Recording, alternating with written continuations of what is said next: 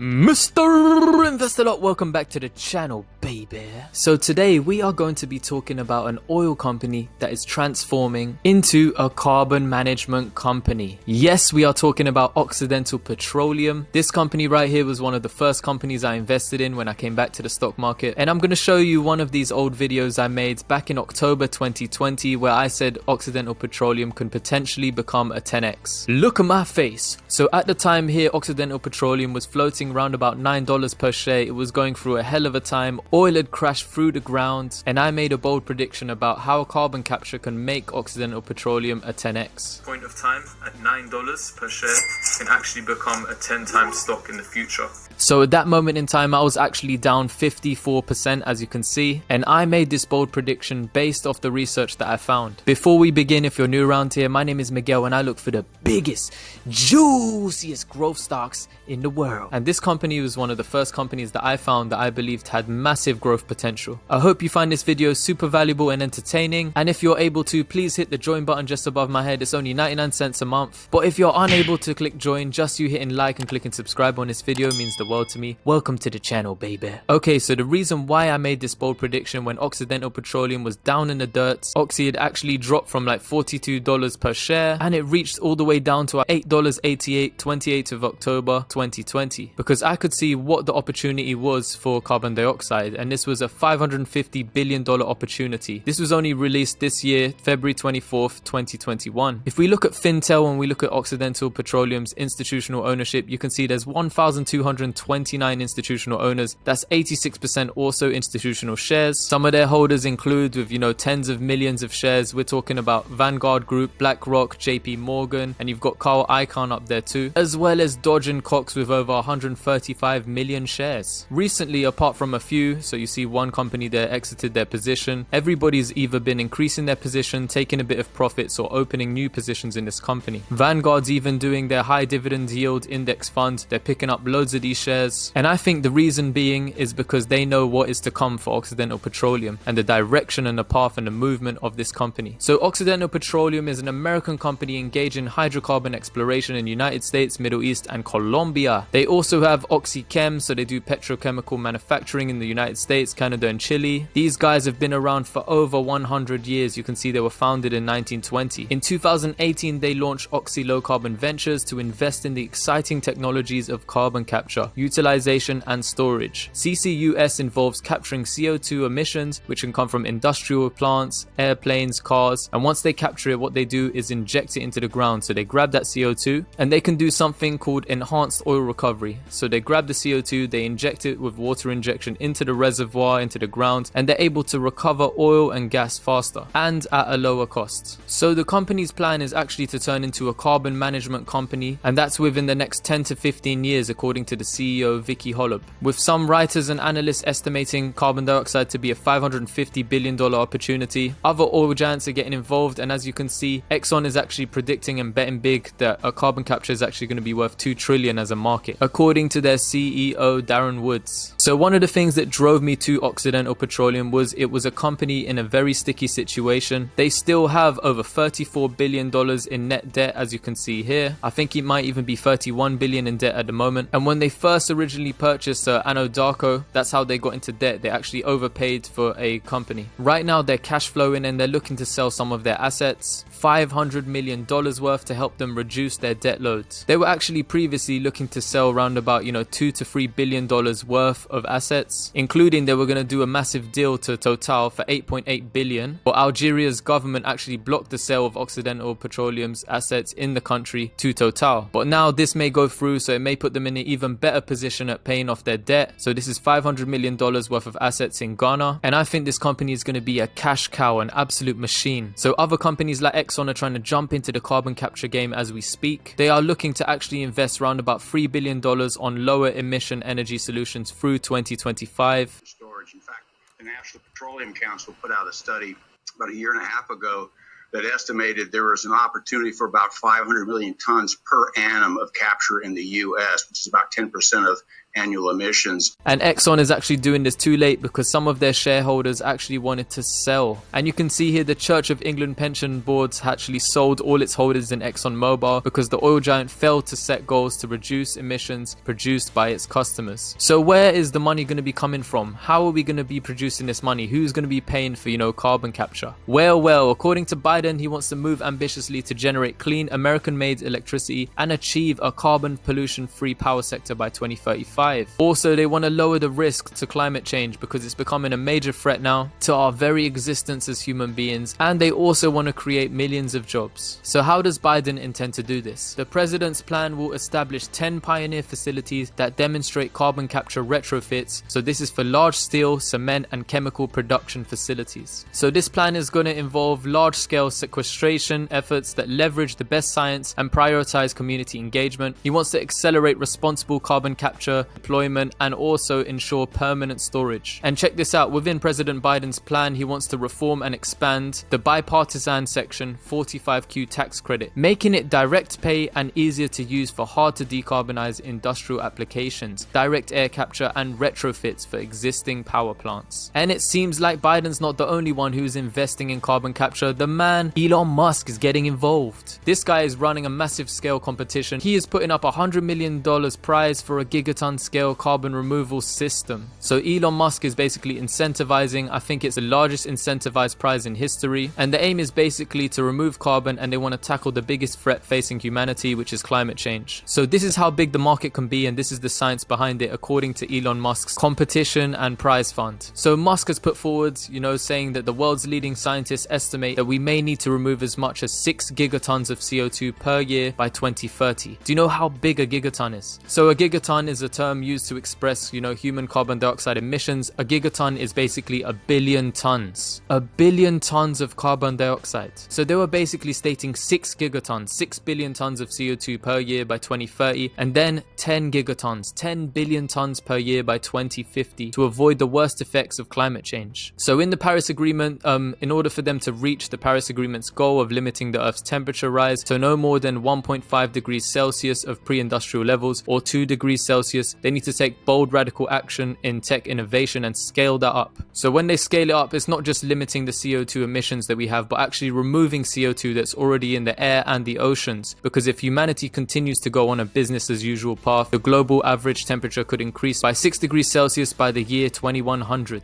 So the whole competition surrounds, getting carbon dioxide out of the air, and they want to pull it out and sequester it permanently. So within this competition, they were talking about carbon negative solutions. Any of them are eligible, nature-based or direct air capture, which is what Occidental Petroleum does. Anything that is able to sequester CO2 permanently. So if we got 6 gigatons a year and then we have 10 gigatons after that, we're talking about 6 billion tons and then 10 billion tons a year. And according to this, the 45Q, the tax credit that's luring the US companies to capture CO2, if we see the numbers here, we can see there's $50 per ton. So you're talking about 6 billion tons times $50. And this is the tax credit given per metric ton of CO2 captured and stored permanently. But if Occidental Petroleum was to use it to capture and use for enhanced oil recovery, they'll get $35, which is still good. Plus that CO2 will actually help them to actually recover oil and get more barrels produced. And according to the US Department of Energy, as we can see here, I'd just like to show you. So these are the credits for, the dedicated storage, enhanced oil recovery and utilization. I think this could actually be more, and they could actually pay more in the future. But here it is, $50 per ton, $35 per ton. So my face has been cut off here, but I just wanted to show you how Occidental Petroleum is going to achieve this. They have something called OXY Low Carbon Ventures, as you can see. Direct air capture starts from land, sea and air. You can see they capture the CO2, direct air capture. They inject it into the ground, they get the oil. Now this is one of their main partners. They've got Carbon Engineering. They're giant fans that basically suck it out of the atmosphere, the CO2. They've also got 1.5, another partner of theirs, and they're the leading developer, or they're on track to becoming the leading developer of direct air capture facilities worldwide.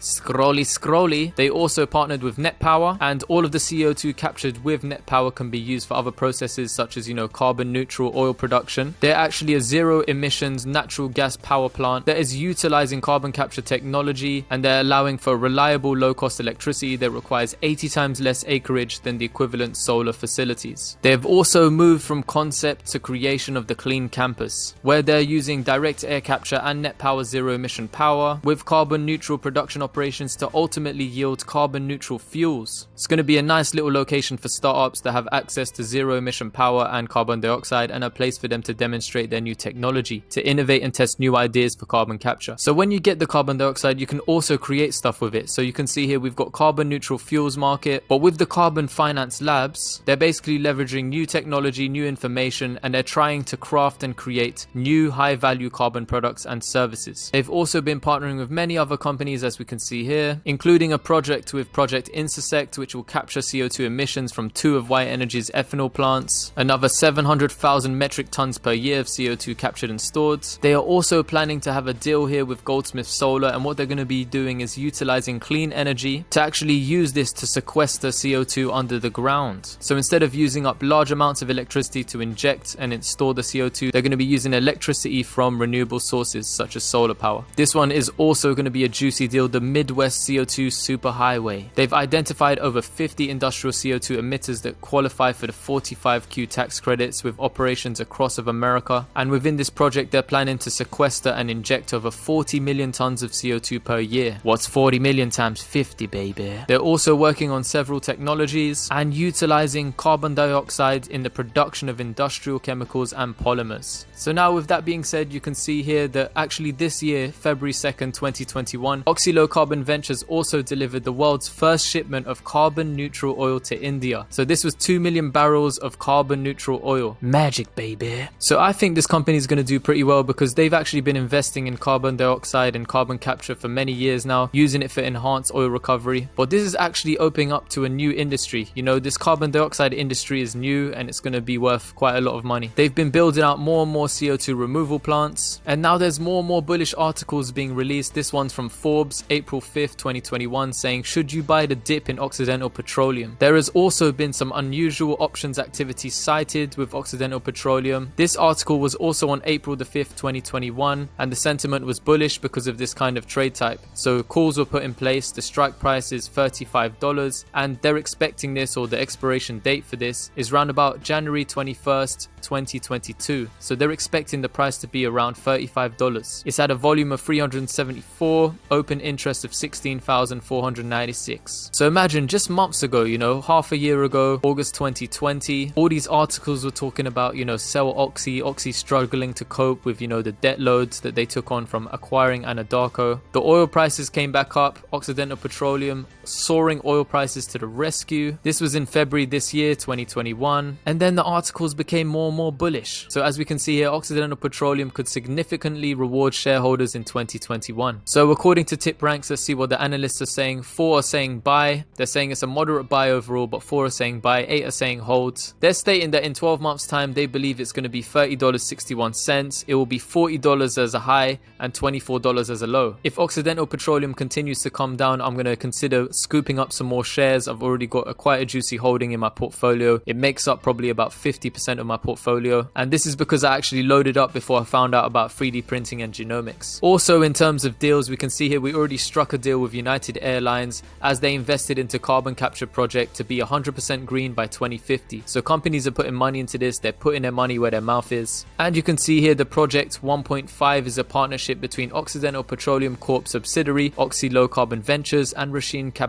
Management. So they plan to build the first US industrial-sized direct air capture plant that would permanently sequester 1 million tons of CO2 each year. 50 million bucks. One of the things that I thought would actually be a good thing is carbon tax, but actually the CEO, Vicky Holub, she actually said that she's opposing carbon tax. And at first I didn't understand why, but then I saw she was more bullish on like carbon credits. And I think she stated this because she believes that the carbon tax would actually push up the cost of oil and it will actually hurt the consumer. As she said here, a carbon tax would be bad for a lot of the industry, a carbon tax would be bad for consumers, and especially for those consumers who are more disadvantaged from an economic standpoint. So this is what I think may happen. Let's read this definition first. Under a carbon tax, the government sets a price that emitters must pay for each ton of greenhouse gas emissions they emit. Businesses and consumers will take steps such as switching fuels or adopting new technologies to reduce their emissions to avoid paying the tax. I think they might just pass on this tax in the cost of oil. The oil price might just go up for people who don't want to invest in carbon capture and they're not forced to. The price of oil may just come up, and then consumers will be the ones losing out because they'll be the ones paying for the carbon tax, really. Now tell me, I'm not an oil professional, so tell me if I'm right, tell me if I'm wrong on this. So as we can see here, this reconfirms Occidental Petroleum. they've split from some of the larger rivals by rejecting a potential US carbon tax, saying that they preferred the existing system of tax credits designed to encourage oil companies to store carbon dioxide and reduce emissions. So Occidental Petroleum already has a deal with United Airlines, but Abu Dhabi eyes new partnerships for carbon capture and emissions cutting as oil price climbs. And what's interesting is we already have a deal with these guys. I don't know if we'll get a deal for carbon capture too, but Abu Dhabi National Oil Company ADNOC is eyeing new partnerships for carbon capture. We got a deal with ADNOC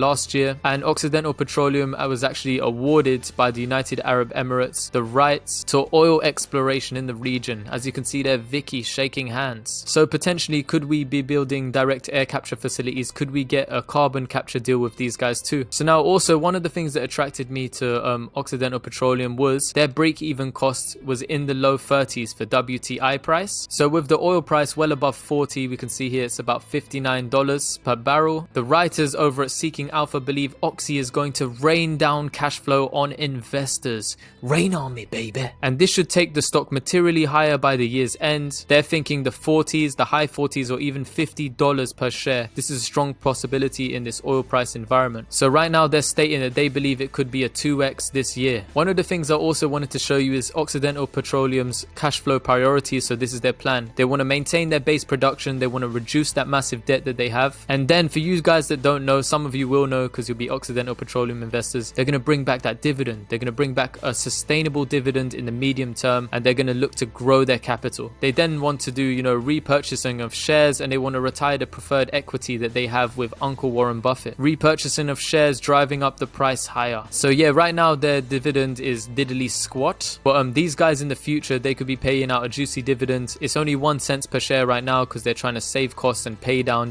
When they cut the dividend, a lot of people were running away from Oxy, but when they do bring it back, I'll show you what they used to pay out. This was juicy, 79 cents per share. 79 cents per share. Imagine if you bought 10,000 shares back when it was $8. 79 cents per share. And this is on a quarterly basis, so you'll be receiving this 4 times a year. Now this YouTube channel here, Mr. Oxy, his name is Rudy at Best Investor. This is where I go for all of my Occidental Petroleum information. This guy is literally Mr. Oxy. Brings some of the best due diligence, some of the most entertaining and valuable content on Occidental Petroleum. So lastly, I want to remind you there's loads of different deals coming up with carbon capture and storage. You can see the OGCI is actually collaborating with Occidental Petroleum and Next Decade LNG, doing a large carbon capture and storage project in North America. Occidental Petroleum has been in this game for a very long time, 40 years of carbon management and leadership. And now that money's coming into the game, could we be the front runner? Could we be the leader in this industry? So right now, just to show you the impact, 20 million tons of CO2 annually that they currently sequester and store is worth about, the emissions of 4 million passenger cars. These guys already have tens of billions of dollars in CO2 infrastructure with over 6,000 CO2 injection wells, 2,500 miles of CO2 pipelines, and 14 CO2 recovery plants. And one of the partners over in Canada, Carbon Engineering, they've actually got Shopify working with them now to actually direct capture 10,000 tons of carbon dioxide. So I'm going to finish off by telling you, this is not financial advice. I can't tell you to buy, I can't tell you to sell, I can't tell you to hold a stock. I'm just a retail investor, but these are just my entertaining thoughts and beliefs. And this video is for entertainment only. But let's watch this last bit here with United Airlines. I'm coming to you today from the Colorado Rockies, which is a great backdrop for talking to you about United's new commitment to be 100% green by the year 2050. And when we talk about being carbon free, we mean something different than what you've heard a lot of other companies say. This problem has been building for the last 2 centuries. True sustainability is about taking on the biggest culprit in our industry, the emissions generated by our aircraft. And so the only way to really solve the climate change problem is through sustainable fuels and carbon sequestration. We're not going to do it the easy way. It's going to take hard answers, hard solutions to solve this problem. But United Airlines is committed to doing the right thing for the long term. Since the technology to make our goal a reality doesn't all exist yet, we're going to help build it. As part of our 2050 commitment, we're going to invest in a carbon sequestration project. These are projects that literally take carbon out of the atmosphere and pump it into the ground, where it can stay for millions of years. I have 6 kids with 1 on the way, and I want to leave this kind of backdrop for those 7 kids and their kids and all the generations to come. We are the ones that have to stop hunting the problem down the road. We can't continue to gradually evolve. This is our chance to start a revolution and make a difference that will last for generations to come. While other airlines may continue to offset the problem, we're going to work hard to solve the problem before you even take your seat. After all, your journey begins before you board our plane, and so should ours. So yeah, I'm looking forward to this juicy dividend coming back and growing even more when they turn into a carbon management company. Oil is still going to be needed for many years to come, and I think the transition over to electricity and renewables is going to take a long while. However, lots of institutions currently believe in Occidental Petroleum, and myself included. Lastly, if you made it this far into the video, please hit me up with some comments. Tell me your thoughts about carbon capture and what it's going to mean as an industry for Occidental Petroleum. Let me know if you're holding Oxy, how much is your average, how many shares do you hold, and tell me, do you think I should be picking up some more shares as well? I'm gonna be. Anything under 25, I'm gonna be slowly executing and just dollar cost averaging down. Always remember, this is not financial advice, and if you enjoy content like this, please click the link in my description box below if you want to join my Patreon or join any tier or my channel memberships. It really helps me to create quality content, and thank you so much for watching. I love and appreciate you guys. Mr. Invest a Lot, over and out, baby.